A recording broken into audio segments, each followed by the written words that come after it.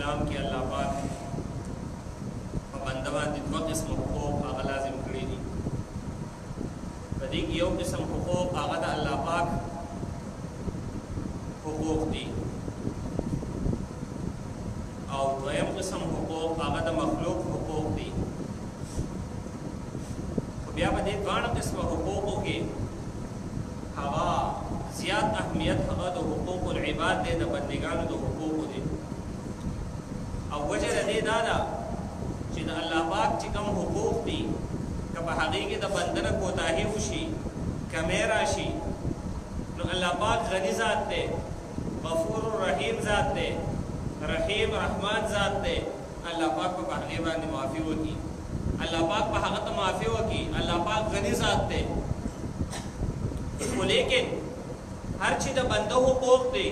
د یو بنده په بل باندې چې کوم حقوق لازمي دي، که په دې کې کوتاهي وشي نو بنده چې دی نو هغه بخیل دی، بنده چې دی نو هغه محتاج دی، بنده چې دی نو هغه تنګدله دی، بنده چې دی نو هغه زړه تنګېږي په دې سره.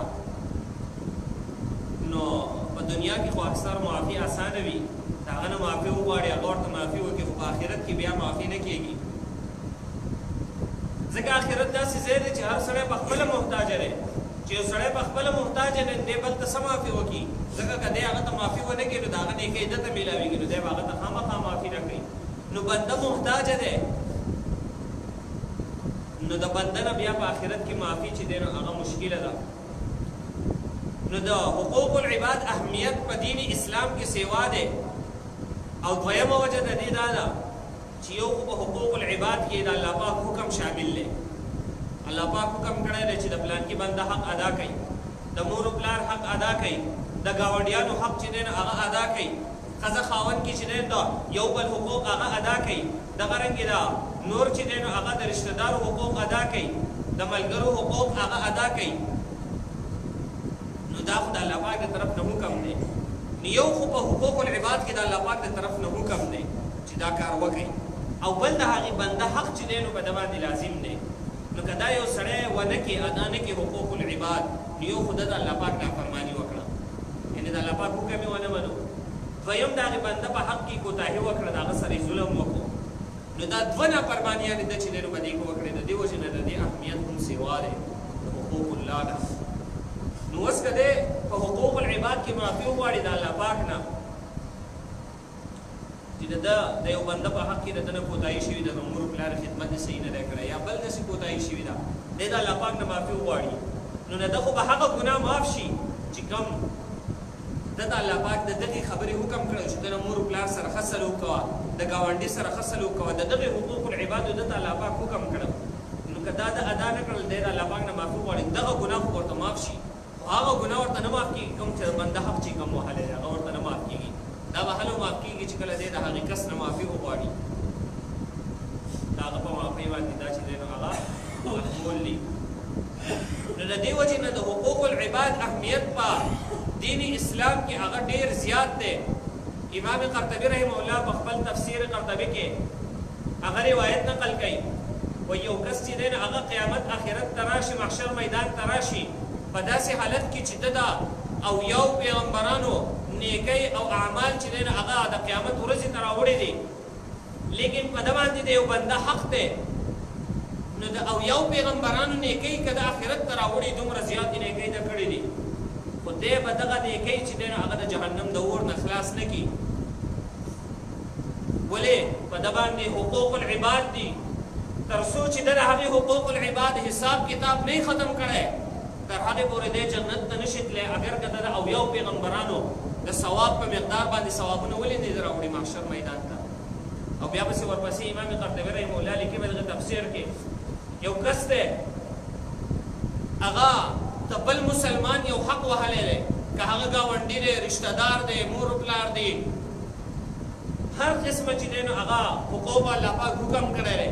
نو که د یو بنده حق یې وهلی دی، د هغه سره یې ظلم کړی دی، او دغه حق چې دی نو هغه د یو دانق په مقدار باندې ولې نه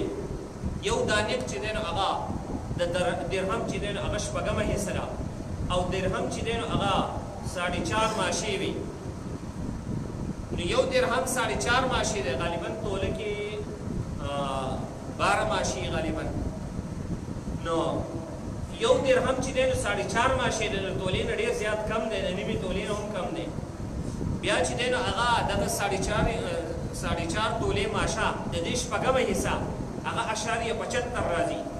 یعنی مطلب دا دی چې په کم یوه ماشه چې دی نو هغه چا د چا حق ووهو او د یوې ماشې چاندې قیمت هغه تقریبا چې دی نو هغه که نه راځي نو دغه 15-20 روپۍ 30 روپۍ یا د دې نه یا کمې لګي یا سیوا دومره معمولي مقدار باندې چا د چا حق ووهو او ډېره قیامت په ورځ راغی قیامت ته راغی په داسې حالت کې نو دی به د دغه یو دا نرخ چې د کوم حق وهلی دی د یو بنده د هغه کوتاهي کړي د هغه په حق کې د هغه حق یې نه دی ادا کړی په دومره معمولي مقدار کې دی به د دې په بدله کې 200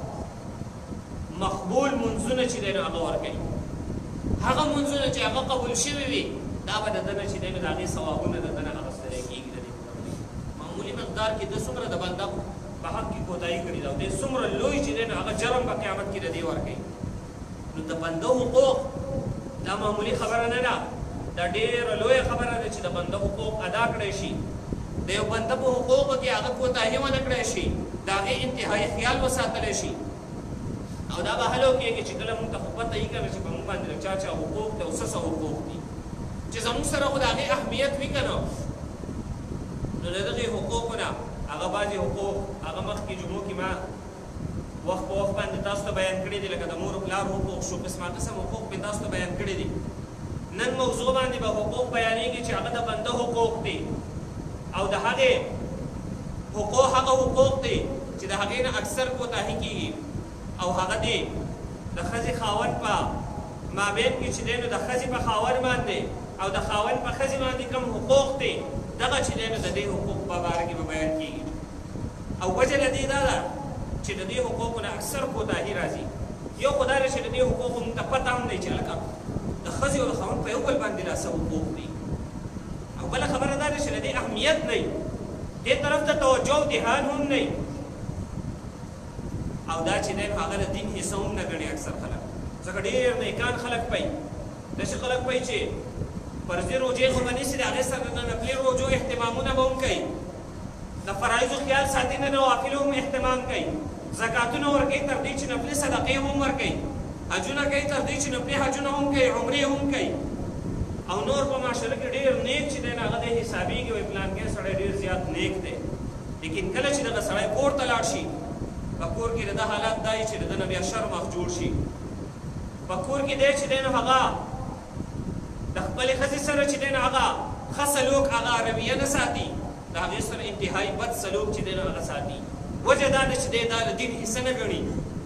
دا د ده په نس باندې د دین حصه نه ده چې په ما باندې هم زما د ښځې چې دی نو هغه څه حق شته دی یا زنانه ده هغه ډېره زیاته نیکه وي ډېر منځونه کوي نفلونه کوي تهجد منځونه کوي ذکرونه نوافل ډېر چې دی نو هغه په خپلوانو کې سړی ویني ډېرې نیکانې زنانې لیکن د خاوند حقوق نه پېژني د خاوند حقوق نه ادا کوي خاص کر چې دا زنانه کله پوخ عمر ته ورسي بیا خو د خاوند د سره حق نه پېژني دا ورته پته هم نه چې د خاوند خدمت کول د خاوند حق پېژندل دا د دین حصه ده د دین حصه صرف دا منځونه کول دی د تهجد منځ کول دی نه د منځ نه زیات اهمیت د دغه حقوق العباد دی چې دغه حقوق العباد وپېژندلی شي دغه ادا کړی شي یو سړی ډېر منځونه کوي یو زنانه ډېر منځونه کوي خو چې حقوق العباد نه ادا کوي نو دا دین د ده چې دی هغه مکمل نه دی دا ناقص دی ځکه دین یوازې د منځ نوم نه دی دین یوازې د روژې نوم نه دی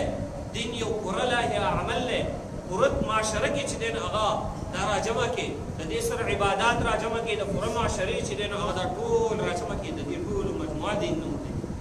د څو څیزونو نوم دین نه دی نو دې ته اهمیت څوک نه ورکوي نو د ښځې او د خاوند په مابین کې په یو بل باندې ډېر زیات حقوق دي دغه کتابونو کې لیکلي چې یو سړی دی هغه ته د خپل بیبي د طرف نه ښځې د طرف نه تکلیف رسي بد اخلاقه ده دی په هغې باندې صبر کوي نو د ده ته به هغه اجر میلاویږي کم اجر چې ایوب علیه السلام ته میلاو شوی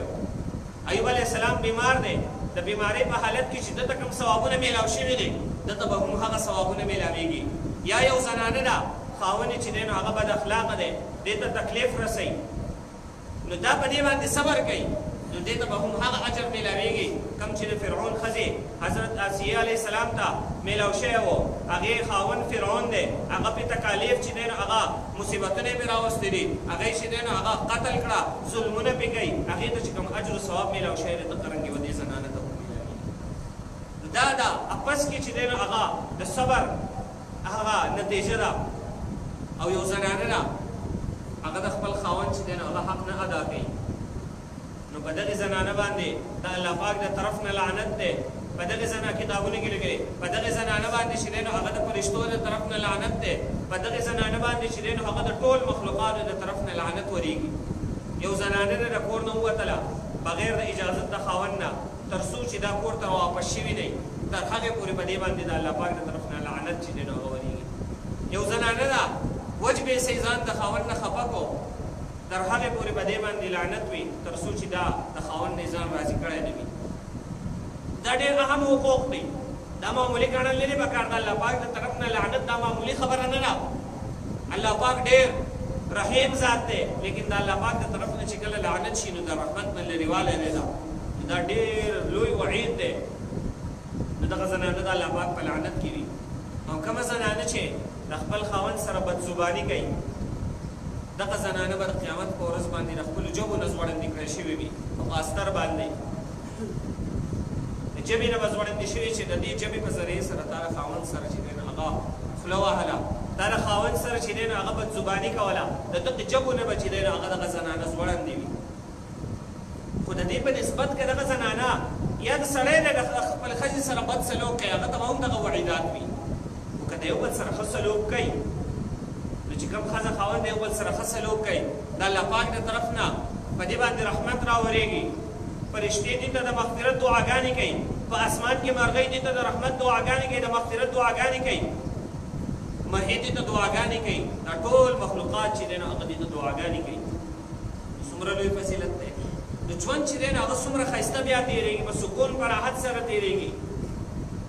او د قیامت په ورځ به د ټولو نه اول په حقوق العباد کې تپوس هغه د دې کېږي چې د خاوند په ښځې باندې کوم حقوق و او د ښځې په خاوند کوم حقوق و آیا دا حقوق تاسو ادا کړي دي او که نه دي ادا کړي د قیامت په ورځ به دې راوستلی شي. د حقوق العباد چې کله تپوسونه شروع شي اول به د دې نه د دې په باره کې تپوس کېږي. دا معمولي خبره نه ده دا مونږ د دین حصه نه ګڼو خو د قیامت په ورځ به د ټولو نه اول د حقوق العباد کې د دې تپوس کېږي. دا څومره لویه خبره د دې نه بعد به د نورو حقوق العبادو تپوسونه کېږي. دې ته ډېر اهمیت هغه ورکول پکار دي. خو اول دا پېژندل پکار دي چې په موږ باندې حقوق څه دي. نو د دغې حقوقو پېژندل چې دی نو هغه هم فرض دي. ځکه یو مسله په یو سړي باندې راشي لکه مونځ دی مونځ راغی نو د مانځه اهم مسایل پېژندل اوس فرض دي فرض عین دي. هر مسلمان باندې د دې پېژندل فرض عین دي چې د مانځه اهم مسایل وپېژني. ځکه دی مونځ کوي دا به دی په کومه طریقه باندې کوي نو دغه طریقه او مسایل د ده لپاره پېژندل لازمي دي. دومره علم خو زده کول فرض دي که نه. په دنیا کې یو سړی شپه ورځ اختر دی سهار شي ماښام شي بیا ماښام شي بیا سهار شي ثابته ورځ تېره شي 24 ګنټې تېره شي شپه تېره شي ورځ تېره شي دی د دین دپاره هېڅ ونه کړي. نو دومره خو پکار دی که نه چې دا سړی خپل فرایض خو وپېژني که نه د هغې هغه ضروري علم خو زده کړي که نه.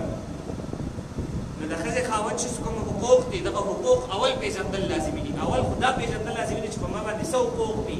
دغه حقوق پېژندل لازمي دي. د هغې نه بعد حقوق ادا کول دي. نو د حقوق پېژندلو دپاره یو خو دا دی چې د علماو سره تعلق یې د هغو نه تپوس کوي چې هلکه په موږ باندې څه حقوق دي. یا دا دی چې داسې دیني کتابونه د دې په باره کې حضرت مولانا اشرف علي تانوي رحمه الله یو کتاب لیکلی دی حقوق الاسلام. په هغې کې مختلفې رسالې دی په هغې کې چې دی نو حقوق الزوجین مختلف حقوق د ګاونډیانو حقوق چې دی نو هغې کې د مور و پلار حقوق د قسم قسم حقوق په هغې کې یو ټاپک چې دی نو د حقوق الزوجین دی چې د ښځې خاوند په یو بل باندې کم حقوق دي. دغه وړې وړې رسالې دي دغه وکتلی شي کور ته راوړلی شي یا نور د علماو کم دې باره کې رسالې دي هغه راوړلی شي کم کتابونه دي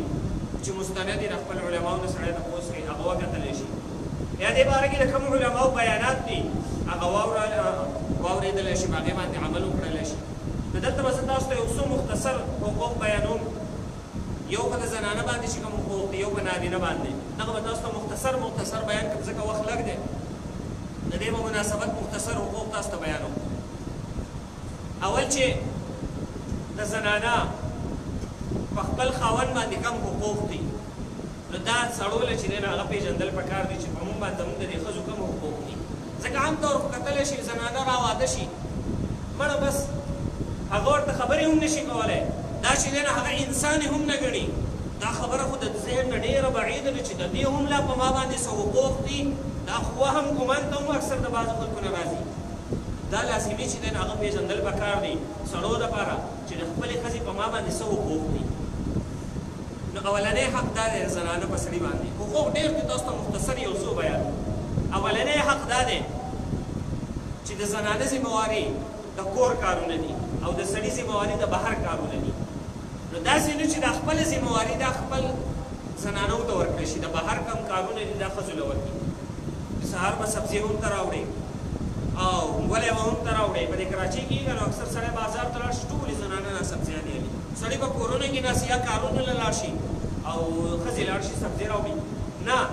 دا وظیفه نبی علیه السلام تقسیم کړې ده دا تقسیم نبی علیه السلام کړی ما ورته نه دی کړی کله چې د نبی علیه السلام کشره لور حضرت فاطمه زهرا رضی الله تعالی عنها واده شوه نبی علیه السلام لاړو علي رضی الله تعالی عنه کور ته علي رضی الله تعالی عنه ته ارشاد فرمایي وایي څومره چې د بهر کارونه دي هغه به ته کې هغه ستا ذمهواري ده د کور د بهر کارونه ستا ذمهواري ده او د کور دننه چې څومره کارونه دي خپل لور ته فاطمې رضی الله تعالی عنها ته وایي چې دا ستا ذمهواري ده دا کارونه به ته کې نو اهم ذمهواري دا ده چې د کور نه بهر څومره کارونه وي دا د سړي ذمهواري ده دا ښځو ته حواله نه کړی شي په ښځو باندې دا ظلم ونه کړی شي چې څنګه زه بهر ته سهار وځم داسې به ته وځې سودا به هم ته کې بازار ته به هم ته ځې د کور څومره سوداګانې دي یا نور څه ضرورت دی هغه به ته کې نه دا د زنانه ذمهواري نه ده دا د سړي ذمهواري ده سړي باندې لازمي دي چې د کور ته هر څه راوړي ها یو زنانه هغه یو باسي څیز چې دی نو هغه داسې چې هغه وایي زه په خپله خوښه باندې یو څیز چې دی نو هغه راوړم سړی ورسره لاړ شي په پرده کې چې دی نو هغه خوښ کړي جدا خبره ده لیکن بهر ذمهواري ټوله د سړي ده دا په ښځې باندې راشي نو دا اهم حق چې دی نو هغه د خپلو زنانو دی چې دا بهر ته راونه ویستلی شي د معمولي کارونو لپاره او چې هغه پې کوي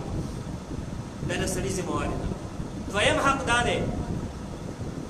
چې دغې زنانه ته هغه د خپل وس مطابق نفقه ورکړی شي خرچه ورکړی شي د کور چې څومره خرچه لګي د دې څومره خرچه لګي د خپل وس مطابق دې ته چې دی نو هغه ورکړی شي نن سبا عمومي جګړې د دې وجې نه فساد د دې وجې نه جوړ وي چې زنانه نه دنه خرچه غواړي نفقه دې غواړي کم کفایت چې پې کېږي هغه دې هغې له نه ورکوي د دې وجې نه چې دی نو په کورونه وران شول فسادونه جوړ شول خاندانونه په آپس کې وجنګېدل دا حق د نه دی پېژندلی دا لازمي حق دی چې دغه ښځه د دې چې دی نو هغه دویم حق دا دی چې دې نه نفقه خرچه ورکړی شي نو بعضې ښځې داسې وي چې د ضرورت نه سیوا نفقه پیسې غواړي هغه به د لازم نه وي د ده د خپل وس مطابق چې د ده څومره وس کېږي د هغې مطابق چې دی نو هغه نفقه به د باندې لازمي ده یو خو دا صدقه ده په دې باندې د ده څومره ثوابونه میلاوي دا جدا ټاپک دی خو دا په ده باندې لازمي دي چې دا به دی ورکوي هغې له دریم حق دا دی د زنانه چې دیني مسایل هغې ته وښودلی شي ځکه سړی خو جومات ته راشي د عالم خواله لاړ شي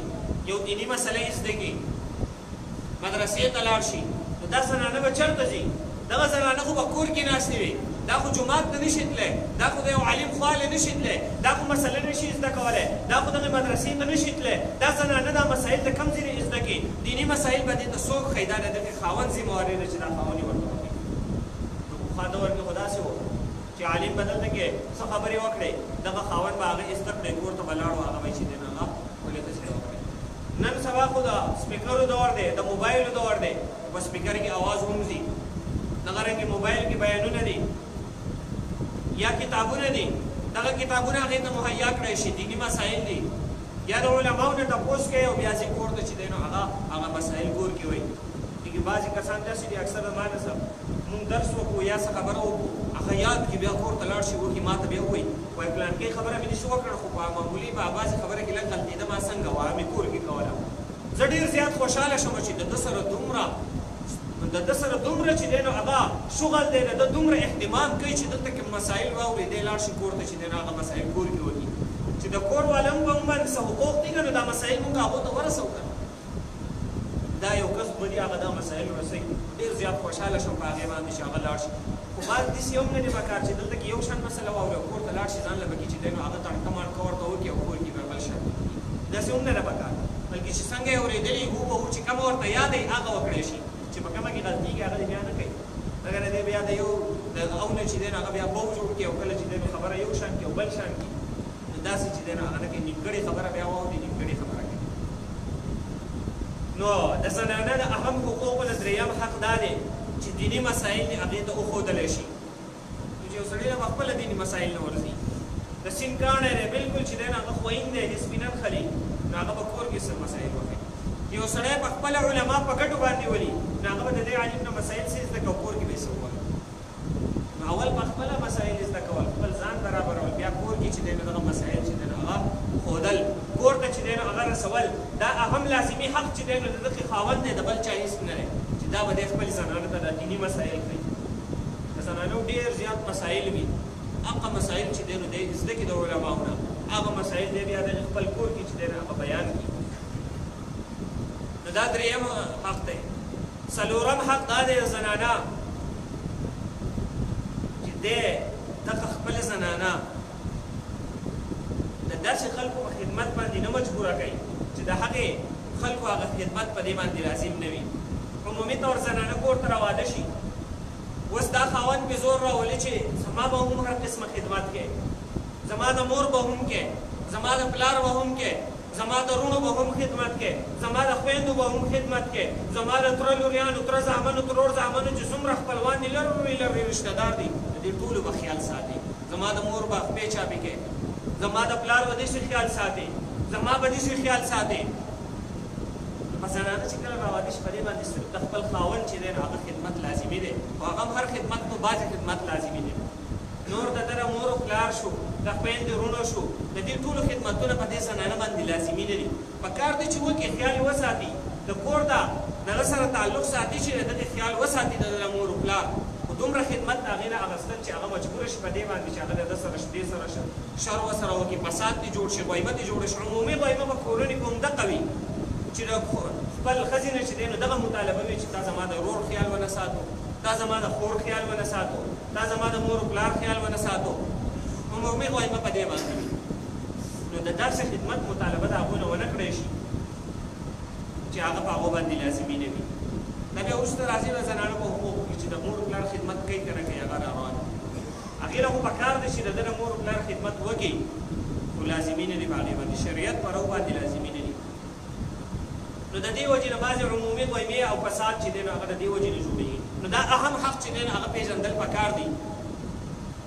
چې په زنانه نه هغه خدمت وانغېستلی شي کوم چې په هغو باندې لازم نه دی د خپل طرف نه یې کوي صله رحمۍ په طور باندې یې کوي د کور د جوړېدو په طور باندې کوي ډېره ښه خبره ده خو چې نه یې کوي نو زور راوستل پرې نه دي پکار او پنځم حق دا دی چې د دغې ښځې د طرف نه ده ته څومره تکلیف رسي څومره مصیبت رسي مشقت رسي بدزبانه ده څومره تکلیف رسي نو د هغې حق په ده باندې دا دی چې دا خاوند د صبر نه کار واخلي د تحمل نه کار واخلي دا دې چې دی نو هغه نه کوي یو زنانه چې دی نو هغه بیا هم نه برابرېږي د پلار کره ورېږلی شي دومره ونه وهلی شي چې هغه د مرګ حل له دې ووهي او سمه یې ووهي د پردۍ کور سرې د دومره وهل لرې پکار نه دی دغه حق دله حاصل نه دی نو عمومي غیبې له دې وجې نه وي ښځه سمه ووهي نو دا حق د دې دی چې بد اخلاقه د دې به د صبر نه کار اخلي که بیا هم نه کېږي د پلار کره ولېږي نور چې دی نو خبرې اترې باندې کړي مشورې وغیره وکړي بیا هم نه کېږي بیا یو لار شریعت مقرر کړی دی چې په صحیح طریقې سره دا رخصت کړی شي طلاق ورکړی شي نو دا د زنانه په خپل خاوند باندې حقوق دي نور هم حقوق دي مختصر مې دا بیان کړل اوس د دغې خاوند باندې خپلې ښځې باندې کوم حقوق دي د اولنی حق دا دی چې دغه ښځه د خپل خاوند چې دی نو هغه تابعداري کوي اطاعت کوي د دې خاوند حکم مني د هره خبره مني خو هغه خبره چې کوم د شریعت په حدودو کې وي ځکه لا طاعة لمخلوق في معصیة الخالق د مخلوق تابعداري نشته د الله پاک په معصیت او نافرمانی کې چې د الله پاک نافرمانی کې او د مخلوق خوشاله داسې شي دی نو هغه نه ده اوس خاوند دی هغه ښځې ته وایي چې ته زما سره چې دی نو هغه بهر بې پردې وګرځه زه بازار ته روان یم ته زما سره چې دی داسې لاړه شه او پرده مه کوه یا زما د وروڼو نه پرده مه کوه هغه وایي زه پرده کوم هغه جنۍ عالمه ده او دی ورته وایي چې نه حق نامت ته به پرده نه کوې یا چې دی نو زنانه هغه وایي زه به ستا د تره زامن ترور زامن هغو نه پرده نه کوم دی ورته وایي چې پرده کوم او دی ورته وایي چې پرده به نه کوې په دې باندې وایي به نه نه زنانه به د خاوند خبره مني خو هغه چې د شریعت مطابق وي نو خاوند دی هغه فلم ګوري خپله ښځې ته وایي زما سره فلم وګوره دا ناجایز دي دا حرام دي ښځه ستا په دې کې تابعداري نشي کولی نو په ښځې باندې لازمي نه ده دا تابعداري هغه تابعداري په دې ښځه باندې لازمي ده چې کوم د شریعت په حدودو کې وي کوم جایز کارونه وي د هغې حکم ورته کوي نو په دې باندې را تابعداري کول چې دی نو هغه لازمي دی چې دا د خپل خاوند خبره چې دی نو هغه په دې کې ومني دویم دا دی چې نان نفقه هغه دې له چې کوم ورکوي دا د ضرورت نه سیوا ده مطالبه د نان نفقې ونه کړي یعنې خرچې سیوا مطالبه د خپل خاوند نه ونه کړي چې دومره خرچه ما الله که هغه چې دی نو هغه وس چې دی نو د 10,000 روپو رسي دا د 60,000 روپۍ غواړي نو دا د دې د خاوند د حقوق دی نه دا نه ادا کوي د خاوند حقوق دا دي چې د هغه څومره وس رسي د هغې مطابق دا نان نفقه غواړي درېیم حق دا دی چې دغه زنانه د دې سره چې څومره د کور سامان دی د خاوند مال دولت دی دا د دې سره امانت دی د خپل خاوند د دې سره د مال د خاوند مال دی هغه د دې سره امانت دی داسې نه چې دغه مال دا داسې اوړاو کړي کوم سازو سامان پروت دی هغه چې دی نو داسې چې دی نو هغه خراب کړي خیال یې نه ساتي بلکې دا زنانه او د دې سره چې څومره سامان دی دا د دغې خاوند چې دی نو هغه امانت دی د دې سره داسې نه چې دغه په مال او دولت چې دی نو هغه په خپل وروڼو باندې را زنانه خرچ کړي په خپل خویندو مور او پلار باندې چې دی نو هغه خرچ کړي عمومي غویمې او شرونه د دې وجې نه وي چې خاوند کله خپل وروڼو باندې دغه مال خرچ کوي د دیې تحفې وغیره وله ورکوي زنانه به چې دی نو هغه یو غوبل جوړ کړي چې دا د خپل وروڼو له مه ورکوه او چې کله خپل وروڼو او خویندو له ورکوي او د دې سړي مال دی نو بیا چې دی نو هغه څه نه سړی هغه منع کولی نه شي ځکه که هغه منع کوي د هغې نه یو شر او فساد جوړېږي دا ناجایز دی دا کار سړی خپل خپلوان له ورکوي د سړي مال دی هغه ته به هغې تصرف حق حاصل دی زنانه دا نشي منع کولی او زنانه چې خپل خپلوان له د ده نه مال نه څه ورکوي نو د سړي نه به تپوس کوي د هغه رضامندي په دې کې چې دی نو هغه شرط ده تر دې چې دا خو صدقه هم نشي ورکولی د سړي په مال کې که د هغه اجازت وي دې ته او یو خو د دلالت الحال اجازت وي چې دا صدقه عمومي ته ورکوي خاوند ورته څه نه وایي بیا صحیح ده خو ډېر مال ورکوي نو په هغې کې به تپوس کوي بیا نو دا اهم حقوقونه دي او بل حق دا دی چې د خاوند مور او پلار دي د هغه چې څومره خپل خپلوان دي د هغو چې دی نو هغه خیال وساتلی شي دا حق په دې باندې دی لازمي نه دی خو دې له پکار دی چې د کور د جوړښت دپاره چې دی نو هغه د خاوند د خپلوانو خیال وساتلی شي د هغه د مور او پلار خیال وساتلی شي یا نور د خپل خپلوانو خیال وساتلی شي دا حق هم په دې زنانه باندې چې دی نو هغه لازمي دی نو دا مختصر یو څو حقوق وخت کم د هغې مطابق مې تاسو ته یو څو حقوق بیان کړل نور چې دغه حقوقو کې هغه شروع وکړې ډېر زیات حقوق دي د خپل خاوند په ښځې باندې د ښځې په خاوند باندې نو د دغې حقوقو چې دی نو هغه خیال وساتلی شي د دې متعلق څومره کتابونه رسالې دي هغه وکتلی شي بیانونه واورېدلی شي چې دغه حقوق په موږ باندې کم کم لازمي دي هغه حقوق چې دی نو هغه ادا کړی شي ځکه د مخلوق حقوق هغه چې ادا نه کړی شي نو د دې وبال چې دی نو هغه تاسو په اوله کې واورېدو چې 200 منځونه د دې په بدله کې به ورکوي د اویو پیغمبرانو څخه نیکۍ چې دی نو هغه ده راوړې لیکن کله چې په ده باندې د مخلوق حقوق دي دی به چې دی نو هغه نیکۍ به دی چې د جهنم د اور نه خلاص نه کړي بلکې دی به مخکې هغه حقوق چې دی نو هغه ادا کوي نو د مخلوق حقوق هغه ادا کول چې دی نو هغه لازمي دي الله پاک موږ له هر قسمه مخلوق کم حقوق چې په موږ باندې لازمي دي د هغې حقوقو ادا کولو توفیق دې موږ را راکړي او د هغې حقوقو د نه ادا کولو نه دی الله پاک